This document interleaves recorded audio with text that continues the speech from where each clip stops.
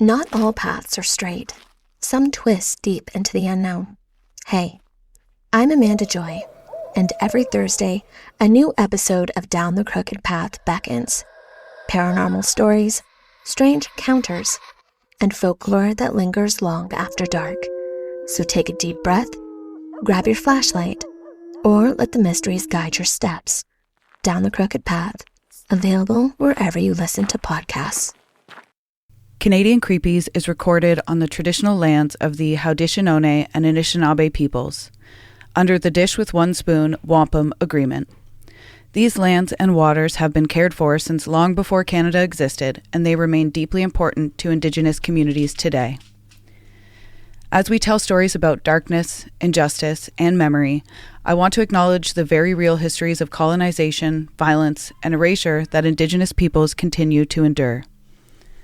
A land acknowledgement can't undo that harm, but it is a reminder to keep listening, learning, and supporting in truth and reconciliation in meaningful ways.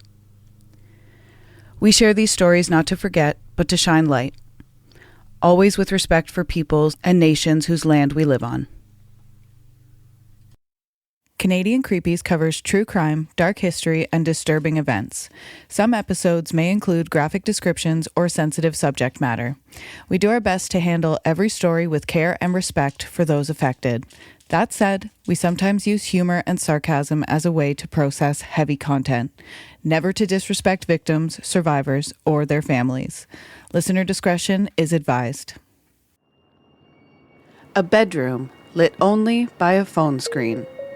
It's late. Discord notifications light up one after another. Familiar sounds, comforting even. Someone is online. Someone is listening. At first, it feels like friendship. Someone who understands. Someone who makes you feel like you belong. Then the requests begin. Small at first, then harder to ignore. Messages come faster, pressure follows. And what feels like a private conversation isn't private at all. Somewhere behind the screen, an audience is watching. Hey, creepy crew. I feel like somebody else called their listen. I think it was good fifth. I feel like it was Star from Creepy Shit called everyone Creepy Crew. So all credit to her. Can't do that. Well, she's my friend. Oh. And I'm giving her credit. So then you can. Yeah, I can. Absolutely, I can. We're here with Kyle today. Hey. And if this is your first time tuning in, my name is Valerie. My name is Kyle. And Kyle co-hosts with me sometimes. That's right. And today is one of those times. That's right. When no one else is available, I'm your guy. That's right. When I can't find any other woman. Anywhere. Kyle. The neighbors are gone. That's it. Yep. Yeah. I'm the closest thing to a woman you got. That's right. And I love you for that. And I love you. Thank you. Let's just put that on record. We're also dating. We're dating. And I'm bisexual, so. We both are. That's a fact. I didn't think we'd be outing ourselves on this podcast so early. I think I already did. Did you? Oh, yeah. I don't think I've openly said I'm a part of the LGBTQIA plus community.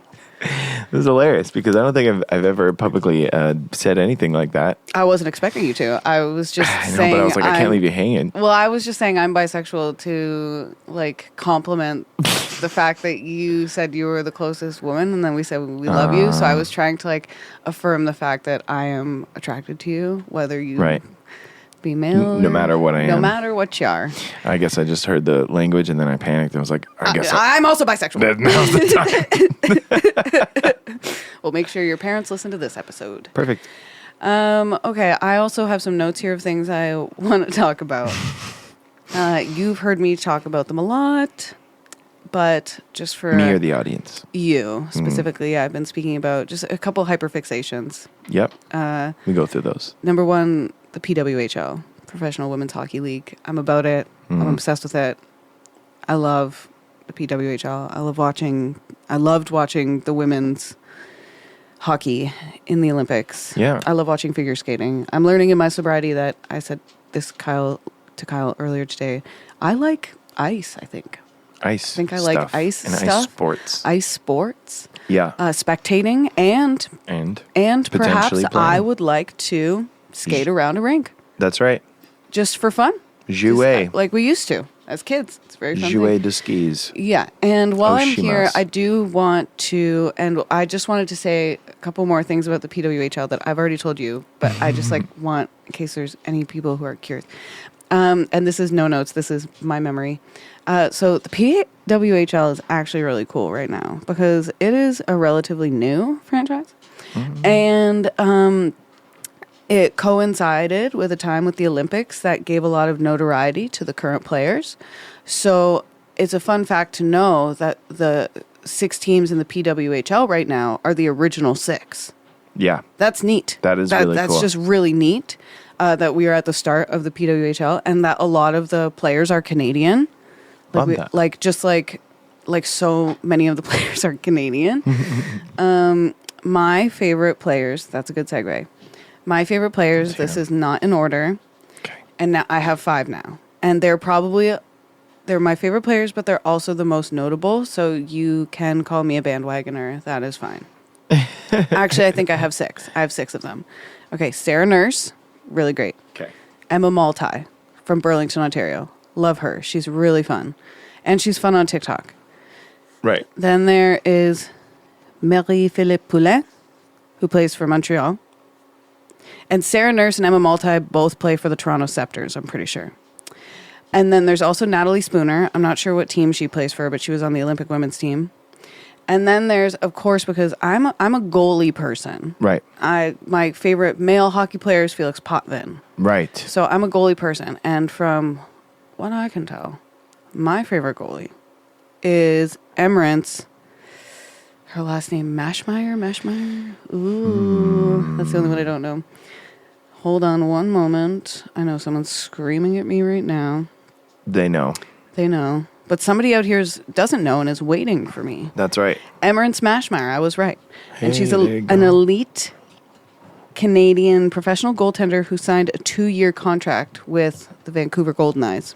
So she's not on my team, but she was on the Canadian national team because I'm going to be I'm a Scepters fan. I'm going to go ahead and say that the Golden Eye are my favorite team. You're going to go for Vancouver. I'm going to go for Vancouver. And, Because of Emirates?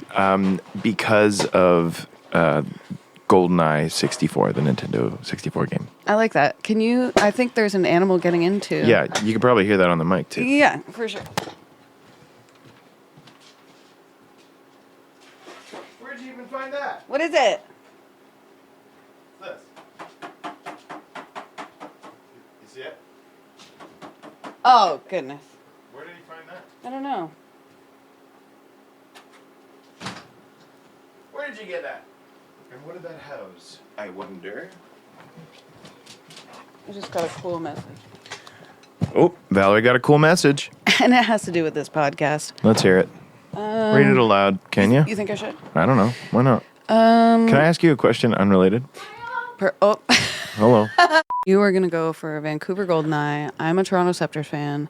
And my last favorite PWHL player is Daryl Watts. And she got the most amount of points on the Olympic team. Nice. Yes. And while I'm here, before I forgot now I'm not going to make this like a common practice. Okay. But I did get some comments Yeah. from episode 5. Okay. So somebody from episode 5, their name isn't here, but they commented on Spotify. Okay. But they said, "Hey ladies, awesome podcast. Love the chemistry between you two. 2 points made me cringe really hard though." Okay. Okay. Quesnel is a French name and the S is silent. So I must have said Quesnel. Yep. Okay. And she said, "Although I can't fault you for that one, I transplanted 4 years ago from Ontario to Quesnel, and called it the Quesnel. same until our realtor corrected us. Second point is less forgivable." And I'm like laughing at the Yes. thought that Allie and I would have had this like in a passing, like just like conversation, like not even, Yeah. I don't like, Sure. Pierre Trudeau did not create the residential school system. I must have implied in episode 5 that Pierre Trudeau created the residential school system. Oh, wow. And she wanted to call me out on that, which is completely fair. That's fair. And that's false information. And I've said that. Did you say that? I don't recall, but if she... You know what? Good on this person. Person. And they were like, just don't want anybody contributing to the misinformation that's out there. And I wanted to say thank you. I did say at the time, I said, hey, this was an earlier episode. Thank you so much. Always open to the feedback. Yeah. Because I am. That's but good. Since then, we've done a residential school system series. And so I'm it sure. been a lot more clear. Yeah, I'm sure if she would have scrolled through the episodes and seen our growth, that. But it's fair. Like, if that's your first episode with us and you hear Pierre Trudeau invented residential school systems, I mean, that would make you cringe. And it's absolutely inaccurate and not true. Absolutely. So sorry. I'm sorry I ever said that. That's so funny. I didn't realize. And I take it back. That was in there. That's good. Yeah. It's good. For people who live in the Niagara region, and this isn't just for, this could happen to your municipality too. Ooh. Amalgamation. Ooh. Amalgamation's dumb. Yeah, it's stupid. It is dumb. Forgive me 1 second. Okay. You can keep talking. Okay. I do agree that there is absolutely a better way of governance. And perhaps even a better model system we could use in Niagara, but I don't think amalgamation is it. Right. I just don't think that, nor do I think for a moment that anybody from Niagara-on-the-Lake will lose the prestige of saying they're from Niagara-on-the-Lake. They're not going to want to do that. Absolutely not. They're going to want to be a part of South Niagara, or what are we? We would be Niagara East. Is that what it is? St. Catharines stays its own. Yeah. And then Niagara Falls, Niagara-on-the-Lake, and I think we're like Central Niagara. It's like we're like Central. I can't remember exactly. We're like Central, and then there's North, and then there's other. They didn't call it Central Niagara. They called us something Niagara. I see. I'm basing this entirely. My understanding is entirely off of my flower delivery knowledge. Yes. Okay, Bob Gale sucks. Just want that on record, and that's all I have to say about that. If you don't know who Bob Gale is, he's garbage, and he. Used to dilute his gas. He owns a lot of gas bars in our area. Yeah. Petrol, for those of you who live in Australia. And he diluted it and paid. Yeah. So there's that. Yep. Anything of note on your end, honey, bunny? Like things that like what I'm up to? Yeah. Or like what we're... anything you want to discuss? Anyone... bought a new air fryer today. We did get a new air fryer. That's also a steamer and a... dehydrator. And? Pressure cooker. That's right. That's right. It's funny that the way that went down just there. Because I relayed all those things to you earlier. Exactly. And so far we cooked some chicken nuggets and fries, and you know what? I don't think I cooked them long enough. But Felix ate them, so yeah, it's all good. No salmonella here. No, I don't have anything interesting to talk about that I can think of. Today was just a busy day, and I feel that. I'm feeling it. I'm feeling the biz. But so it was for you. You worked today. Yeah, and you worked for our household today, so... That's right. Should we just get into it then? Let's dive in. I'm going to preface it with, if we lose our capacity for this partway through, cool with it being a two-parter. We haven't eaten dinner yet. I forced Valerie to record the podcast instead of eat dinner first. I'm sorry about that. Let me apologize publicly. On air. Yeah, thank you. Before we begin, a quick note about sources. This episode is based on publicly available reporting, court documents, and research from organizations that study online extremism and digital exploitation. Information comes from law enforcement advisories, investigative journalism, and analysis from groups including the Anti-Defamation League, the Institute for Strategic Dialogue, and government publications from Canada and the United States. Because this case involves ongoing investigations and evolving online communities, details may continue to change as more information becomes available. As always, our goal is to approach this story responsibly, focusing on understanding how these networks operate while centering the experiences of those who were harmed. Very good. This isn't a cult hidden in the woods. It exists in group chats, gaming servers, and private messages. And investigators around the world kept seeing the same name appear again and again. 764. Or 764. Or 764. 64. Yeah. Alongside it, something darker, later connected to what became known as the Maniac Murder Cult. Yeah. Boom, boom. That's crazy. Yeah. Very cool. And now it's your turn. Oh, it is? Yep. Okay. It's my turn. So, to understand this case, we first need to understand what 764 actually is and what it isn't.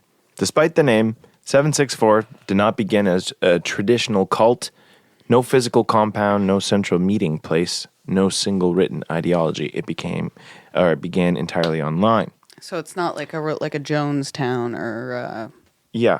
with that one with the standoff. That Is I this can't like think the of first one? Is this the first internet cult? I'm sure there's been a millions. I don't know. No, because Sorry, this is just this one. I don't believe so. Crazy though. That's kind of interesting. Yeah. Okay, so there's no physical spot for this cult, or at least didn't start that way. Yes. Founded in 2021. Okay, wow, by Bradley Chance Cadenhead. What a name. Okay, grew out of an earlier extremist Discord community called Cult. Okay, But spelled CVLT. so it's creative. Yeah. And likely to avoid suspicion. Right? Yeah, of course. Not It's suspicion, flags. red flags. Yeah. Yeah. Yep. It started. It started as a small online network that rapidly expanded. Primarily active across platforms already popular with youth. Youth. No, it's good. Thank you. Discord servers, Telegram channels. Yeah, the app Telegram. Oh. It's like an encrypted app. Oh, I see. Yes. All my stuff's. So watch if you have children, watch their online spaces. Watch him. Because they're like these types of cults, or this type of cult, I should say. Yeah. You'll see that this, like the online people and boys are the main folks they go after. Right. Gaming communities, to name another, Roblox and similar online spaces. Yeah, you gotta watch Roblox. That's creepy because your boy, I know he plays Roblox. he loves Roblox. That's why we gotta watch it, and I Yeah. do. That's good. I do monitor it, That's good. And you should too at home. but do whatever you want. Okay. Yeah. So members connected internationally. Anonymous participation allowed for rapid growth. Yeah, because there's just Yeah. that goes without saying. I don't know why I'm expanding on that. Please continue. Excellent expansion. Operated as a decentralized network, no consistent central leadership. Smaller groups copied behaviors and escalated actions independently. Influence spread through imitation rather than direct orders. So those are all, examples of the structure of how it worked. Yes, so that is how the cult worked. That is the structure it took. So instead of, like, in contrast to, like, Jonestown, where you're doing hard labor and farming and not eating a lot, in order to be sort of, like, psychologically manipulated, Manipulatable. these people were, like, willing, and, yeah, the influence spreading through imitation is wild, Yeah. but also not, because it's the internet. Yeah, exactly. It just kind of caught on. It's just like maybe a feeling of being part of something greater, but it's the same way cults work. It's just wacky. Yeah. That can happen in this digital sense. So cult elements. Members used shared symbols, coded language, ritualized online behavior, created a sense of belonging and insider status. Yeah, that makes sense. Yes. The motivation and ideology. Investigators note that there was no single coherent belief system. Okay. No, that's really funny. Not driven primarily by politics or religion. Wild. It's just like meme cults. It's crazy. It's meme cults, and it's just like chaos. It's absolutely chaotic. And what they think is anarchy. Yeah, right. Yeah, it's that exactly. And I'm sure it'll go all into this before I speculate. But participants were often motivated by shock value, control, online status, and attention. We can't be getting paid from going viral amongst an unsavory lot. Mm-hmm. Right? Yeah, of course. Core theme, not ideology first, cruelty first. Yeah, well, that goes with the shock value. Yeah. Okay. Yeah. All right. So we're starting to see a little bit of motivation or whatever, what they're going for. Government response. Law enforcement began identifying coordinated exploitation and violent extremism tied to the network. Canada officially designated 764 as a terrorist entity. Recognition that online communities can function as extremist organizations without physical structure. And they can, and they are. Yeah. Wild. Unlike traditional cults built on isolation, 764 existed inside everyday digital spaces. Gaming chats, friends requests, late-night conversations. By the time authorities understood the scope, the network had already spread globally.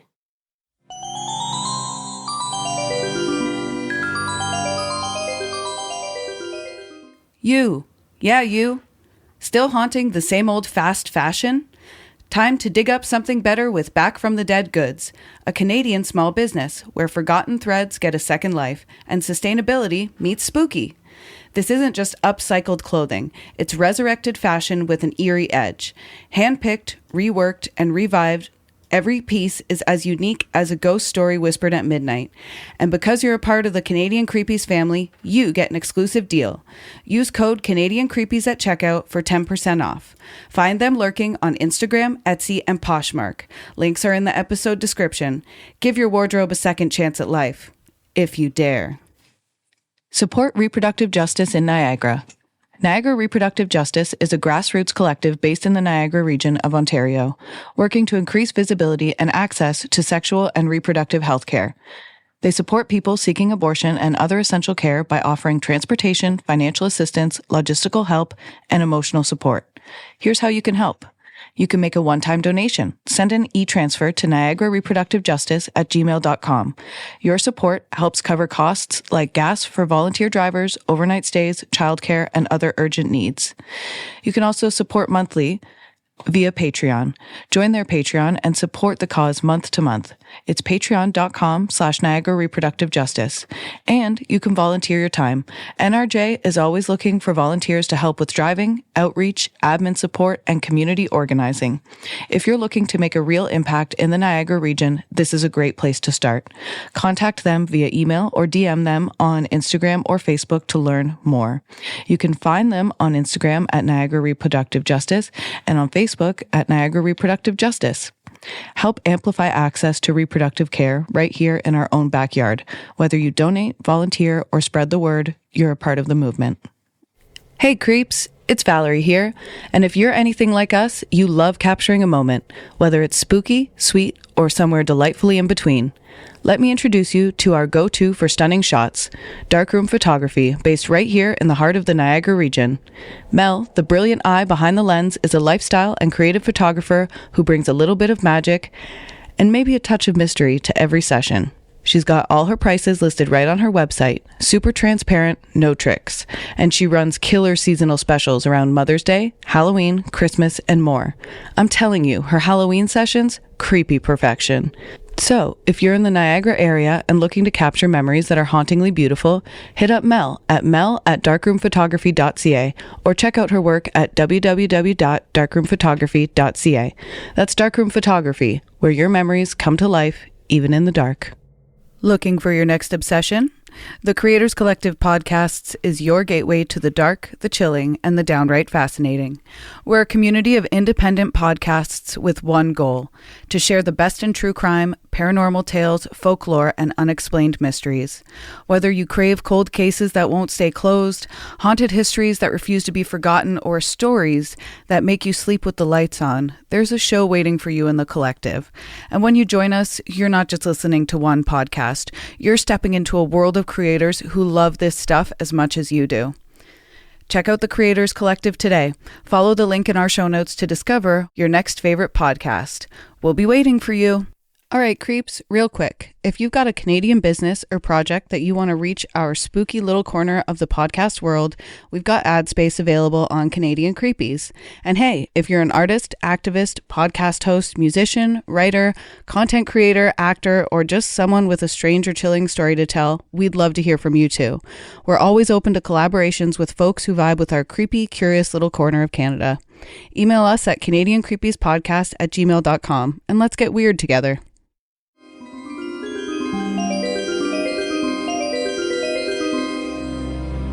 So to understand why this network spread so quickly, we have to look at recruitment, because 764 did not recruit through ideology first. It recruited through vulnerability.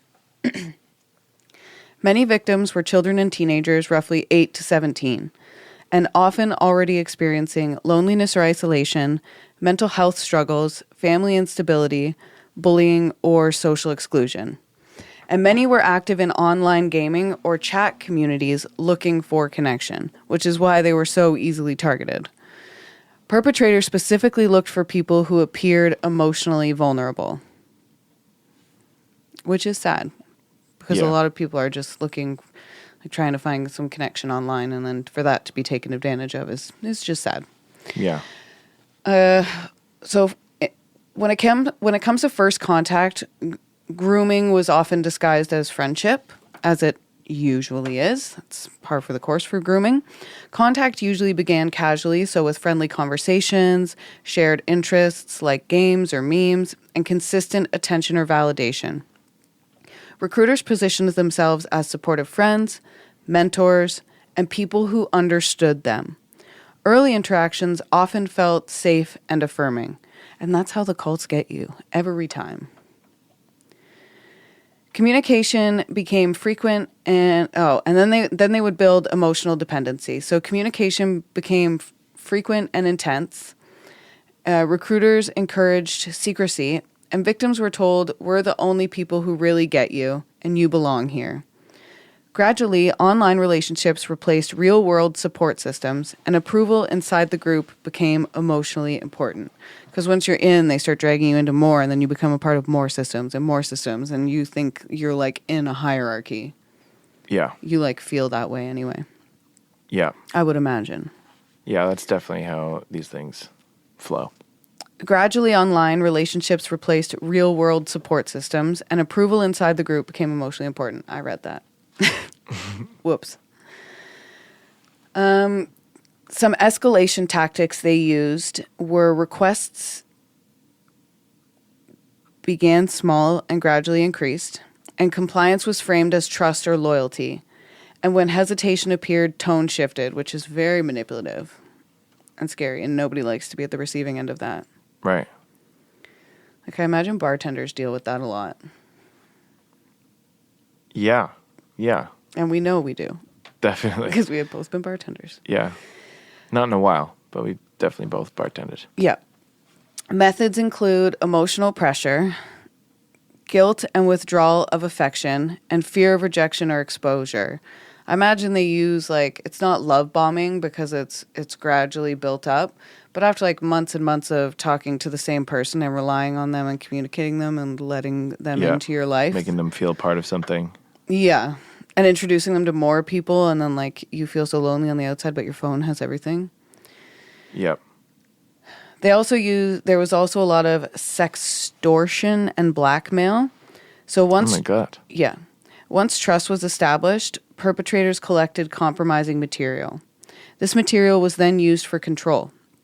Victims were threatened with exposure to family or peers, doxing, which is sharing of personal information, swatting or false emergency reports, and fear kept victims engaged even when they wanted to leave. So once they had you, you're in. Yeah. Good luck. Very culty, very mafiosa. Very culty. There was also a lot of forced participation as control. So victims were sometimes pressured into actions meant to demonstrate loyalty and create further leverage against them. So having to do something embarrassing or something. Participation created shame and fear, making escape feel impossible. The cycle reinforced itself. Compliance, control, deeper dependency. I think the psychological theme here is that abuse was reframed as belonging, and that harm was presented as proof of trust. Manipulation was disguised as care, and victims often believed leaving meant losing their only support system. These were not willing participants. These were young people being systematically manipulated. We have to watch out for our kids, guys. By the time many victims realized something was wrong, the network already held power over them. And inside 764, escalation wasn't just accepted, it was rewarded. Because they went with cruelty first and shock value. Yeah. Yeah, that's creepy. It's crazy how these things unfold.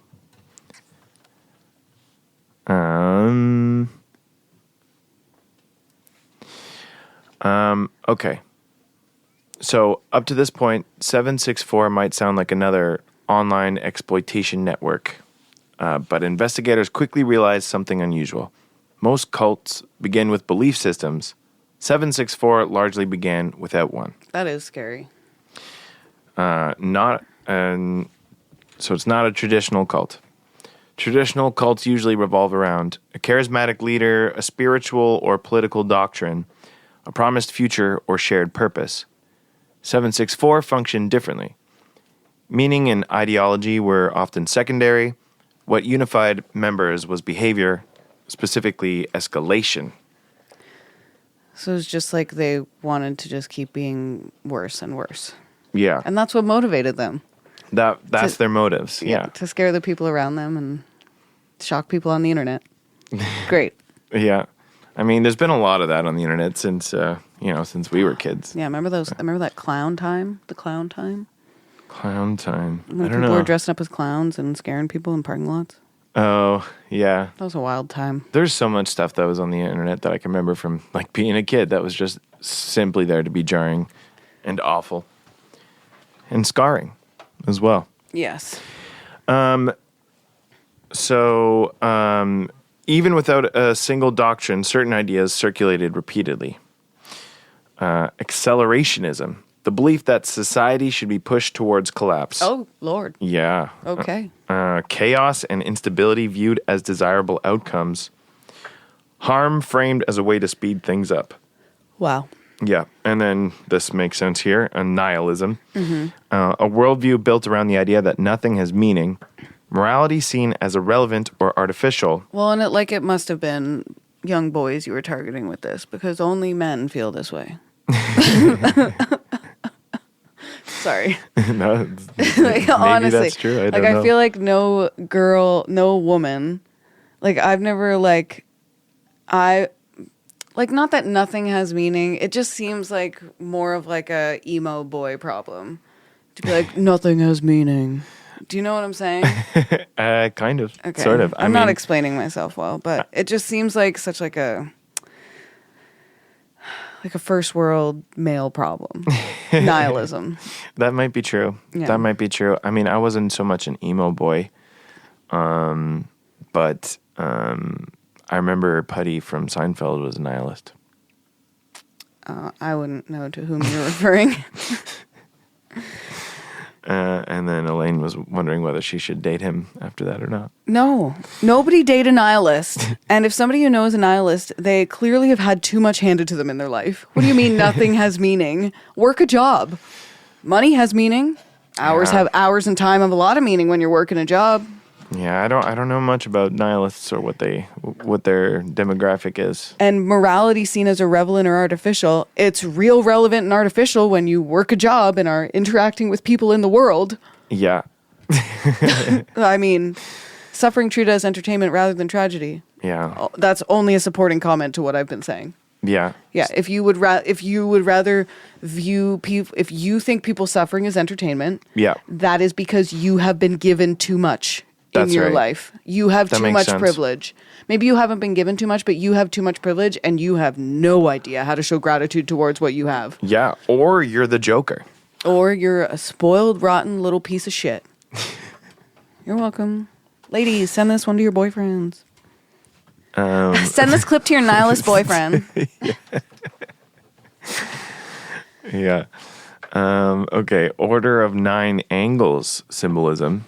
I don't know what this is. Extreme occult imagery and language appeared in some spaces, used less as structured belief and more as shock symbolism. Helped create an atmosphere of transgression and rebellion.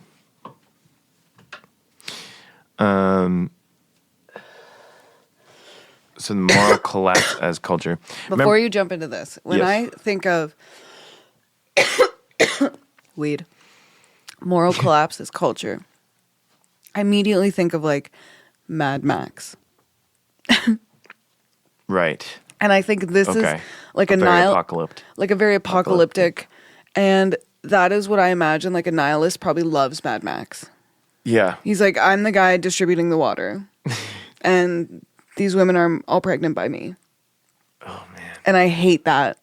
And it makes me feel gross and yucky thinking about that. Yeah. Please continue. Movies Raise your sons better. Members encouraged each other to reject empathy and social norms. Like, raise your sons better. Thank you. Actions considered unacceptable offline were rewarded online. And teach your kids that online isn't real. Yeah, I know. That's important. It's confusing out there for the kids. Yeah. I remember when Felix used to think a lot of like the videos that he were watching was like, that's real. No, look, We're like, that no, stuff that's happens. not Like, real. That's a cartoon, man. Yeah. But even like beyond that, it would be like AI kind of stuff, you know. And it's gotten creepier with the AI stuff now. Yeah, it is. But the other day, he was like, this is AI. And Yeah, he's he's clocking it together. So maybe maybe they're going to be wizards with this stuff. Yeah. They probably will. They're going to be better than we were. I think it'll be like, yeah, if you have proper guidance along the way. Yeah, If you're just Wild West in it.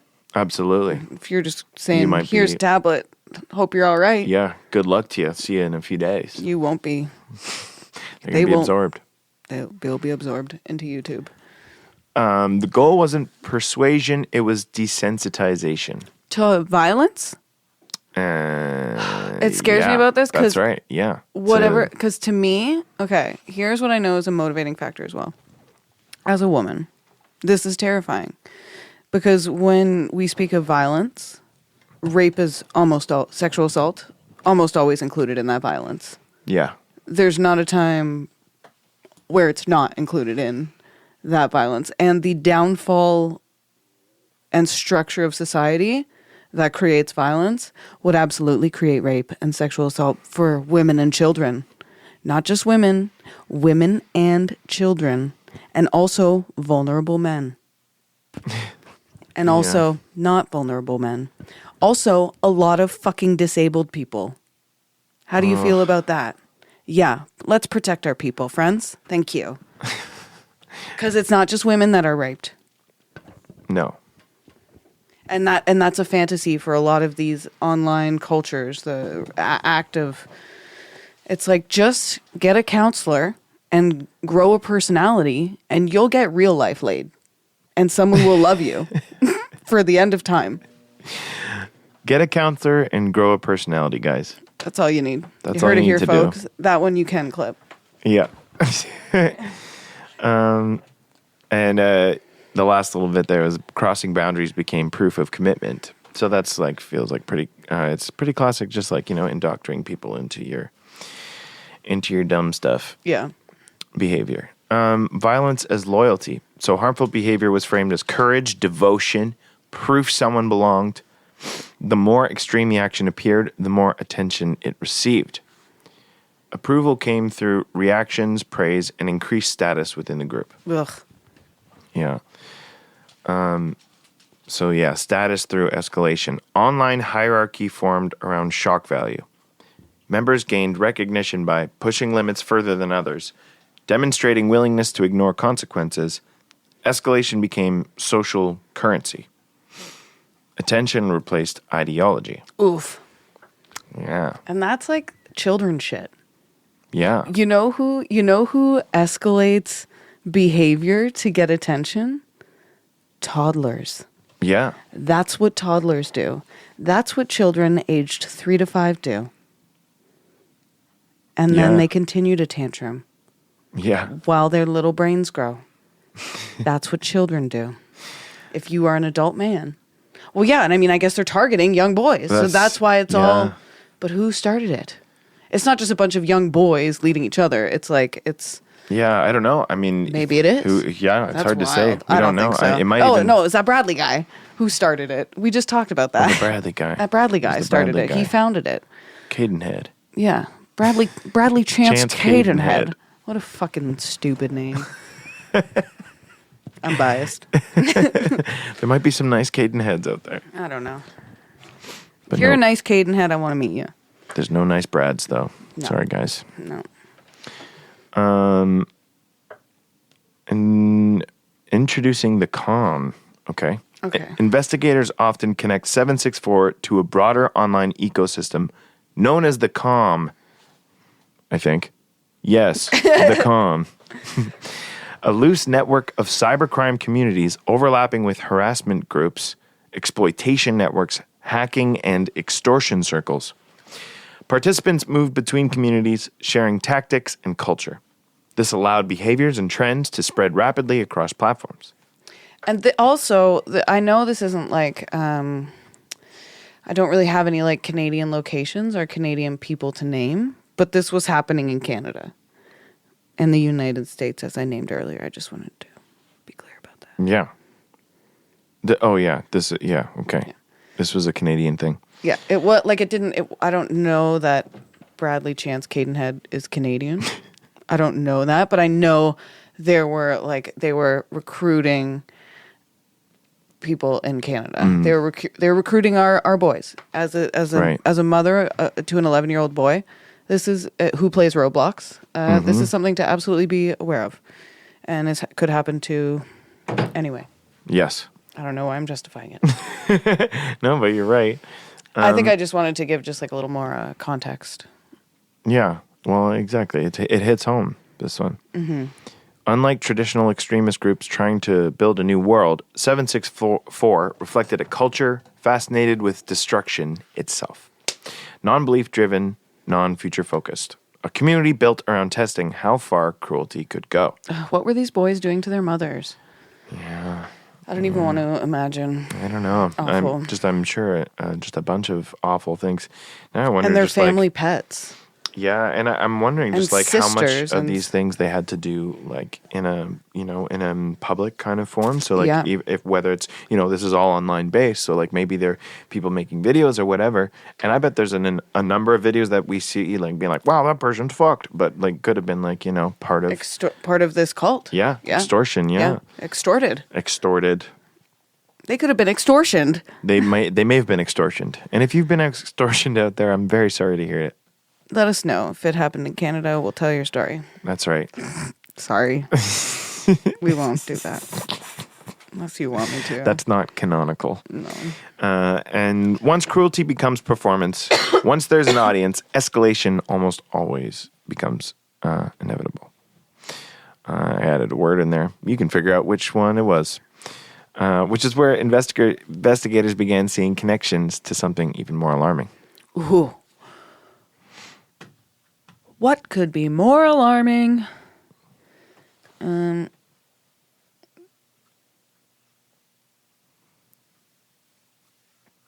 Okay. Up to this point, much of what we have discussed existed online.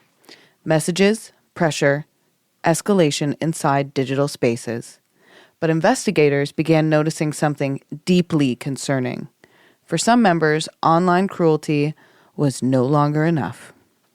So now we're jumping into the real world. Here we go. The Maniac Murder Cult, often shortened to MKU, emerged within or alongside the broader 764 network. It functioned less like a separate organization and more like an extreme proving ground, a space where the most committed participants attempted to demonstrate loyalty through increasingly serious acts. Status wasn't earned through belief, it was earned through escalation. Yeah. Members sought recognition from their peers. Harmful behavior became a form of practice. Actions were encouraged, observed, and judged by others online. The more shocking the act appeared, the greater attention it received, which created a dangerous feedback loop. Attention, validation, escalation. Online performance began turning into real-world violence, which is obviously the hope with a cult like this, because if you are 13 and 14 growing up with this cult, by the time you reach 18, 19, you're no longer like an innocent, sweet boy. Mm-hmm. You are now a full-grown man with these viewpoints. Investigators linked MKU spaces to incidents where individuals attempted to carry out violent acts to gain approval. Violence became a way to prove authenticity within the group, and the boundary between online identity and real life began to collapse. In one widely reported case, a teenage attacker live-streamed violent assaults. Yeah. That's brutal. heavy. The goal was not secrecy, the goal was recognition. The act was framed as a demonstration meant to impress members connected to the maniac murder cult. Yeah. Damn. Violence was treated like content and something to be watched, as if it was something to be watched, reacted to, and shared. Yeah. Ugh. Yeah, I know. It's freaky. It is freaky. It is creepy. Yeah. And then there's the gamification of brutality as well. Okay. So investigators describe elements of gamification as challenges or dares, escalating expectations, and competition for status. So that is what gamification is. Yeah. Online culture rewarded those willing to push further, and harm became measurable through reactions, attention, and notoriety. Oof. Yeah. Oof. Yeah. That's freaky. Yeah. Our dryer? Dryer. Okay. Yeah, dryer. It's done. So eventually, because of all of these things coming together and creating this wonderful breeding ground and cesspool of men, audience validation began replacing conscience. In traditional violence, social consequences often act as a barrier. Like, I won't punch this person because my boss won't like that about me. I don't want to lose my job. In MKU spaces, those barriers were reversed. Punch my boss, get a lot of likes and shares online, as an example. Yeah. Instead of condemnation, perpetrators received approval. Instead of isolation, they gained belonging. And over time, external morality mattered less, and internal audience approval mattered more. The group dynamic reshaped behavior. Approval replaced empathy. Yeah. Because these men were got to at such vulnerable ages. I mean, it was only 2020. Well, he had the cult before that too, so.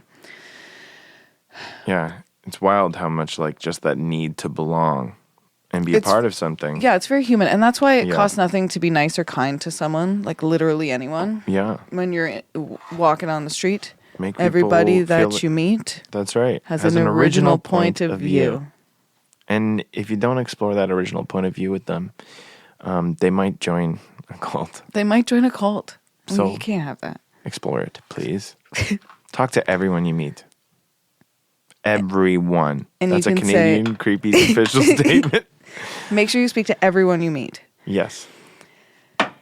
Participants were not only... so there was obviously a psychological impact with this. Yeah. Participants were not only performing for themselves, they were performing for an audience expecting escalation. Right. The presence of watchers normalized behavior that would otherwise feel unthinkable. Yeah. And by this point, authorities were no longer dealing with an online subculture. They were confronting a network capable of pushing vulnerable individuals toward real-world harm. And that realization triggered a global response. Yeah. Yeah. I mean, it's just like, yeah, that's what happens. People are like, okay, what's the next bigger and bigger thing? It's just like the same way that, we get these little dopamine spikes from anything on our social media feeds or on YouTube and stuff like that. Everything has like now a shorts option because our attention span is so small. It's just like it's the same sort of I don't concept. even know how you're listening to this whole episode. It's pretty impressive. I'm proud of you. You can just get the summation in clips Put later. that on your resume. Yeah, it's just, and then so it's the same sort of thing. It's like, it's desensitizing. It is desensitizing. Yes. And you've all been desensitized to your phones, okay? It's right, to dudes. your phones and your YouTube. You're desensitized to your Facebook as well. And your Instagram. Yeah, better be a good photo you're posting up there.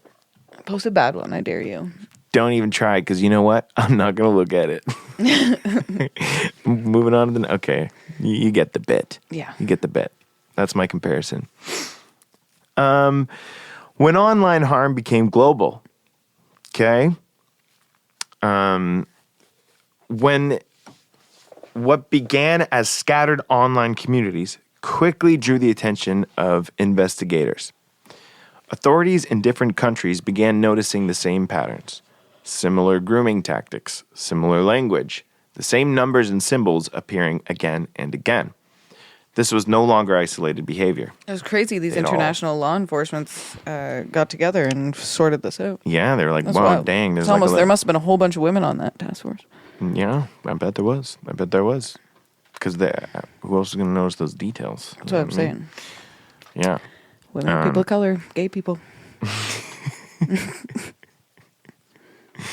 That's good. My son is That's a good. white man. He'll be Everyone's fine. going to know so He'll be much. fine. Yeah, don't worry. It's good. This is good. It's all the viewpoints are solid on this show. Coming And across. I'm just a girl. That's right. Who said that? I'm not quoting who said that. Gwen Stefani. That's right. No, because she's like MAGA. Is she really? I think so. Oh, no. I know. I thought you just Or didn't she know. did something that... No, I knew. I just was like not going to say it. She did something besides completely appropriate a culture. I mean, there was that. Yeah, That was a thing for a while that a lot of the white people were doing. Yeah, and then with, like, and and you that mean was specifically like white dreads, right? Or white people with dreads. And Is that what you thought I was talking about? that's just the image that came to my head first. Oh no, I was talking about when she fully had the Harajuku girls follow her everywhere she went. Oh. Just paid them. Whoa. Remember that phase? I was quite young. You were young then. Yeah. I guess you were so young. I was so young. I was a bit older, and they used to go everywhere with her. 4 of them, 3 or 4 of them. Yeah. Crazy. She paid them. They were like accessories to her. That was a wild time. My goodness. Oh yeah, it's Gwen and her Harajuku girls. What? Okay. God, On the red carpet. Oh, they're at the Grammys. I kind of Gwen brought her Harajuku girls. What? Well, those were just her Juku girls. They were not her friends. Oh, I can dear. assure you of Oh, that. dear. What is the purpose? I don't know what culture or what that. Japan. Nihonjin? Des? Genki des. Genki des. Okay, let's go back Okay. to this. We can, if you'd like. Law enforcement, international investigations, began. Law enforcement agencies across multiple countries opened up investigations connected to 764 and related networks. So they were sleuthing in these chats, being like, "Hey, remember 6-7? Well, 764." Yeah. They weren't saying that, but No, 764 is popping up. All these little cryptid, bing bongs popping up. Cases emerged in the United States, Canada, several European countries, Brazil, Australia. Because the network operated online, geography offered little protection. Perpetrators and victims were often in entirely different countries. Oof. Yeah. Yeah, especially if you're doxing or swatting someone, you don't have to be in the same country. No. Well, that was a big thing for Twitch streamers for a long time. And it was like, some of the people that I didn't necessarily watch, but adjacent or ran in the same sort of group as people that I watched. Like, they're like, oh, damn, this person got raided. And, it was a big deal. And a waste of resources, my lord. Absolutely. Think of the gas. Think of the gas. Think of the gas alone from the SWAT people driving over to your house. You guys, the scale of the network. Investigators reported. I'm doing you guys, so good. The scale of the network. I'm really natural at this. Investigators reported hundreds of active investigations tied to the network. Authorities believe thousands of victims worldwide may have been targeted or exploited. This could have been you. This could have been you. Did you think about that? Shout out. You didn't think about it. The decentralized structure allowed the group to regenerate even after arrests. Servers disappeared, then reappeared under new names because it's all that happens all the time. Yeah. This wasn't a single case; it was an ecosystem. Oof. Canadian connection. Here we go, tying it back. Canadian authorities began issuing public warnings about online exploitation networks targeting youth. The RCMP warned parents and communities about grooming and sextortion patterns linked to organized online groups. Canadian youth were arrested and investigated in cases connected to the broader network. Canada's involvement reinforced that this was not a distant problem. It was happening here, domestically. Oof. Yeah. That's scary. It is scary. And it's creepies. Yeah. Law enforcement classification. The FBI ultimately described the network as a serious and evolving threat. Investigations were opened across numerous field offices. The group's ability to radicalize and manipulate minors elevated it beyond typical cybercrime cases. So a key shift here. I'm knocking things over. A key shift here. Online exploitation was now being treated as organized extremist activity. Why authorities were alarmed. Traditional policing relies on location and hierarchy. 764 had neither. Yeah, they couldn't go for anybody at the top. There was nobody. There's no kingpin. They were just all. They had recruiters somehow, Yeah. and I guess once you're groomed in, you would just naturally repeat that pattern. Mm-hmm. That way. Yeah, it's so exactly. You'd be like, well, now it's my turn. It'd be sort of like a hazing structure, I imagine, right? Yeah, so you're like, oh, well, now it's my turn to tell this guy what to do. Right. It's yeah, exactly. It's you just kind of climb the rung that way. But there's nobody. But it's not like one person. You're at just the top. deciding the rung. Yeah, that's right. Where was I? 764 had neither. Yeah, members could disappear, reappear, and recruit again within hours. Digital anonymity allowed rapid spread faster than enforcement could respond. Because the internet. Because of the internet, yeah. By this stage, investigators understood something unsettling. Even when individual members were arrested, the culture itself continued. And that raised a difficult question. Why did some victims stay, even when escape seemed possible? Well, let's find out. Let's find out, shall we?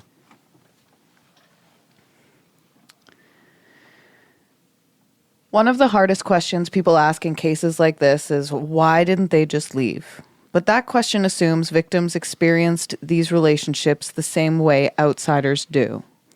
Psychologists and investigators say the reality was far more complex. Due to trauma bonding. Many victims experience trauma bonding, a cycle where kindness and harm were mixed together. Perpetrators alternated between support and validation, threats and pressure. Moments of affection reinforced attachment, and fear made separation feel dangerous. The same person causing harm also appeared to provide comfort. Oh, that's tricky. Yeah. That is like an abusive relationship for sure. Syndrome. There's also a pandemic era isolation. Recruitment surged during periods of increased online activity. Many young people were isolated from friends and school routines, spending significantly more time online and seeking connection during uncertainty. Online communities became primary social spaces, and vulnerability increased when offline support systems weakened.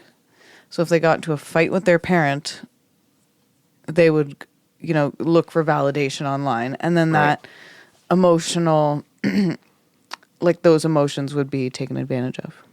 Yeah. Yeah, it's sad. It is sad. And it happens not just in this space. We talk about how this happens, Yeah. There are people that will be out there and that will support you, and then there are people that will be out there and take advantage of your vulnerable moments. And that's sad to see. It is. Because so many of us are vulnerable for different reasons. And unfortunately, the thing is, the people who are you have to have some compassion for the people who are taking advantage of the vulnerable people, because they're likely in a vulnerable place themselves. The chain of vulnerability. Sometimes.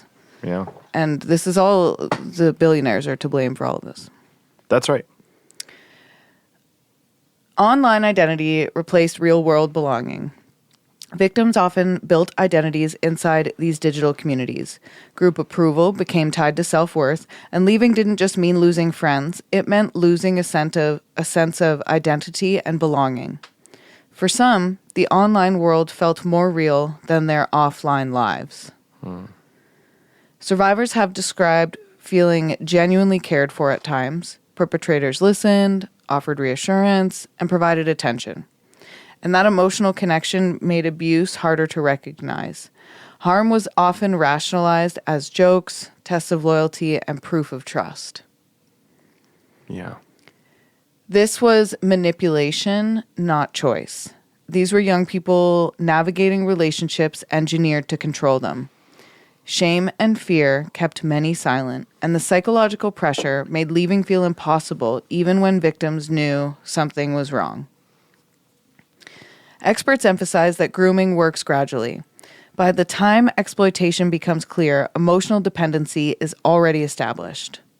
Understanding this helps shift blame away from victims and towards those who created the system. And as investigators began dismantling parts of the network, another reality became clear. Even when individuals disappeared, the culture that created them did not. Yeah. Yeah. It's, crazy stuff. The collapse and survival of the network. Oof. Arrests brought headlines, servers were shut down, accounts disappeared. From the outside, it looked like the network might finally be ending. But investigators quickly realized something unsettling. After the founder's arrest, following the arrest of key figures connected to 764, major servers were removed, leadership structures fractured, online communities scattered across platforms. Some members disappeared entirely, others regrouped elsewhere almost immediately. Wow. Which seems to be kind of like what has been happening with this thing. It's like, it's like a bacteria. Yeah, it just keeps growing and growing. Yeah. And instead of one identifiable network, smaller groups began forming. New names appeared, symbols and language slightly changed, but tactics remained familiar. The ideology or culture didn't vanish, it just adapted. Personnel and tactics continued. Former participants migrated into new Discord servers, encrypted messaging platforms, adjacent cybercrime communities. Recruitment patterns stayed the same. Grooming, manipulation, escalation for status. Knowledge and behavior spread faster than enforcement could track. Yeah, because it does online. Especially when you, especially being in the age of bots as well. Oh, yeah. A lot of bots out there. A lot of bots. They're in your DMs. So why decentralized extremism is harder to stop? Traditional organizations rely on leadership. Remove leadership, and groups often collapse. 764 functioned differently. Members learned methods rather than followed orders, meaning anyone could recreate the structure anyone could restart the culture. Online communities regenerate quickly. Digital spaces allow rapid rebuilding. So new accounts created in minutes, servers rebuild overnight, members reconnect through shared networks. Platform moderation struggles to keep pace. Enforcement becomes reactive instead of preventative. Which is what happens when things grow too fast. When we Yes. don't put when we don't assume this thing will happen and we wait for it to happen. Right. Ongoing risk. Authorities warn that dismantling individuals does not automatically dismantle online movements. The danger shifts from a single identifiable group to a repeating pattern. And that leaves a larger question. What happens when harmful communities no longer need leaders, only audiences? That is harmful. That is harmful. By this point, the question is no longer what just happened. The harder question is what the case says about the world we live in now. When cruelty becomes entertainment, online spaces reward attention. Algorithms prioritize engagement, not morality. Shock, outrage, and extremity spread faster than ordinary content. In networks like 764, harm became performance. Audiences became participants. Violence and manipulation were no longer hidden. They were watched. So what happens when cruelty becomes something people consume? Are platforms prepared for psychological harm? Most safety systems were built to detect obvious threats, explicit violence, illegal images, direct threats, but 764 operated through psychology, grooming, emotional pressure, gradual escalation. Harm unfolded slowly, often appearing like normal conversation from the outside. Can platforms recognize manipulation before damage is done? Maybe. Maybe. Maybe it can. Online anonymity allows connection, but it also distance from consequence. People behave differently when identity feels hidden. Approval from strangers can outweigh real-world responsibility, and accountability becomes blurred when harm happens across countries, usernames, and temporary accounts. And in today's digital childhood, it exists people's childhood exists partly online. Friendships, identity, and belonging increasingly form through screens. Young people often navigate complex social environments without adult awareness. The internet is no longer separate from real life. It is part of growing up. Yeah. Which leads to an algorithmic exposure. Recommendation systems can unintentionally guide users toward increasingly extreme communities. Curiosity becomes exposure. Exposure becomes normalization. And harmful spaces don't always look dangerous at first. Right.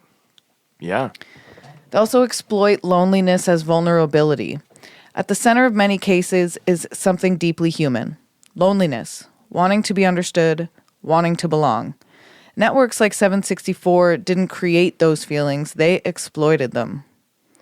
And the danger wasn't only technology. It was how easily connection could be turned into control.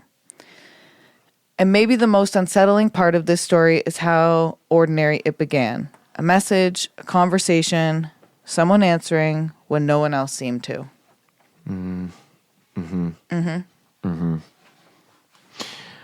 Okay.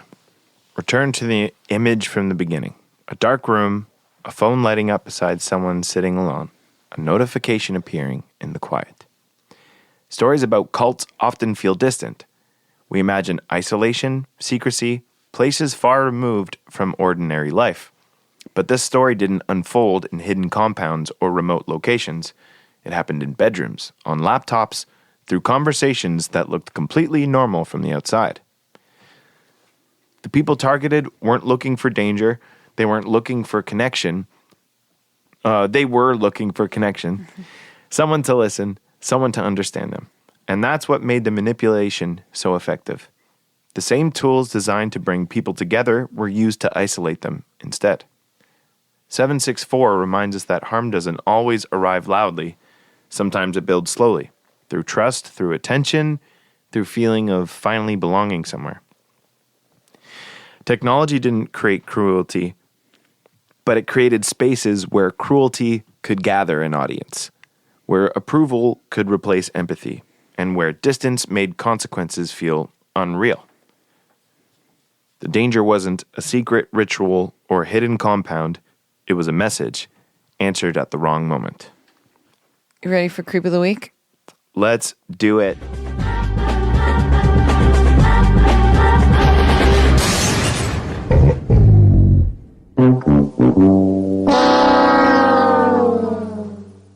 Okay, this week's Creep of the Week. And I do want to congratulate this man because this is the second season in a row where he has earned this title. And the first repeated... This is our first repeated Creep of the Week. Creep of the Week. And it can happen. I don't mind it happening. If you're extra creepy. If you're extra creepy, unfortunately, you can earn the title. We have 52 weeks in a year. That's 52 creeps. So this week's Creep of the Week is, Doug Ford. I'm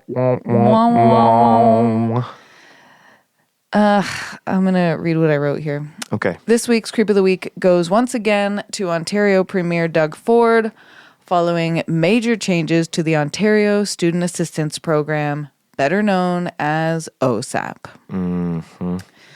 OSAP is the province's financial aid system that helps hundreds of thousands of students afford college and university through a mix of grants and loans.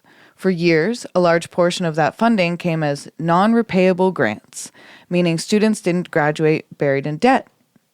But under new changes announced by the Ford government, that balance is shifting dramatically. Yeah.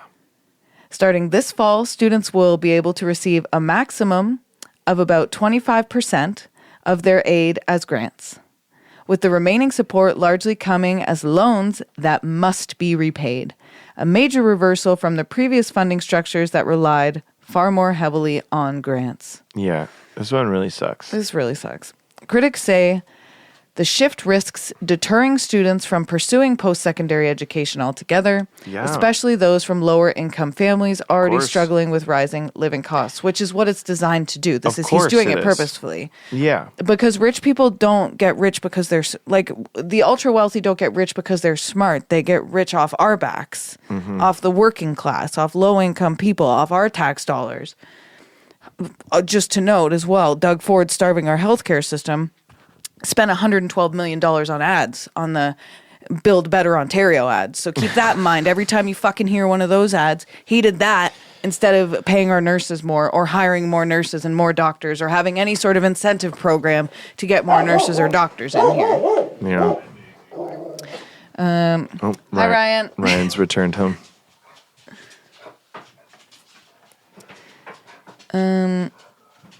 Where was I now? Yes. Student advocates and opposition leaders argue the policy effectively transfers financial risk onto young people at the time when youth debt and housing insecurity are already high. Yeah, we're already not going to own a house. Yeah. And now you're going to put my kid into debt. Yeah. I already can't own a house. I don't have any assets. I just didn't come from an affluent family, so I don't have that opportunity. Unfortunately I didn't buy a house in my 20s. I wasn't there. Yeah. Well, technically I had a marital home, I guess, but my ex-husband bought that. He was the breadwinner. Yeah. But back in, I've spoken about this before on the podcast. My mom and dad bought a house for $60,000 in St. Catharines. She was a bartender. My dad fixed cars out of the garage out of the house, and that they were comfortable there. Yeah, wild. And my dad graduated from Mohawk College, so he's even a college graduate. Right. Yeah. And they could buy, No, yeah, of course. It's going to be the gap between people who can afford schooling and it's just going to keep growing. Yeah. So upsetting. We'll vote someone else in, but under new changes, okay. Okay, I scrolled up. The government, meanwhile, has defended the decision, saying the changes are necessary to keep Ontario's post-secondary system financially sustainable and prevent institutions from facing deeper funding crises. Well, maybe we shouldn't have relied so heavily on international students and jacked the price up for them so much that you created these multi-million-dollar institutions. It should have been about the education. What do you mean? Yeah. But for many students, the concern is an abstract policy. It's the reality of graduating with significantly more debt than the generation before them. And that's why Doug Ford is this week's Creep of the Week. Because decisions made at Queen's Park don't just shape budgets. They shape who feels able to pursue an education in the first place. Boom. Fucked up. Fuck you, Doug Ford. Yeah. You can clip that. Clip it. This has been Canadian Creepies. I'm Valerie. You can follow Canadian Creepies on Instagram. You can follow me, Radio Valerie, Instagram, Facebook, TikTok. You can email us, canadiancreepies@gmail.com. You can nominate a Creep of the Week or submit a hometown haunt at speakpipe.com/Canadian Creepies. Boom. Subscribe to the YouTube. That's Radio Valerie as well. That's right. I'll review all your speak pipes. Your spew pipes. What's it called? Spew pipes. Your spew pipe. Your speak pipe. Speak pipes. I'm going to review those, so. I'm not going to hear him first. Keep them nice. Yeah, make him nice or he'll come get you. Yeah, or leave me a little fun message. yeah, leave anybody a fun message. Me, Amanda, Kyle. Richard. Ryan, if you want. Yeah. Yeah. Okay, so also you can follow Kyle Michael McDonald and you can follow Feverish Lemons everywhere. That's right. Feverish Lemons, Canadian band, Canadian indie band. That's Check them out. Rock. Definitely rock. follow that.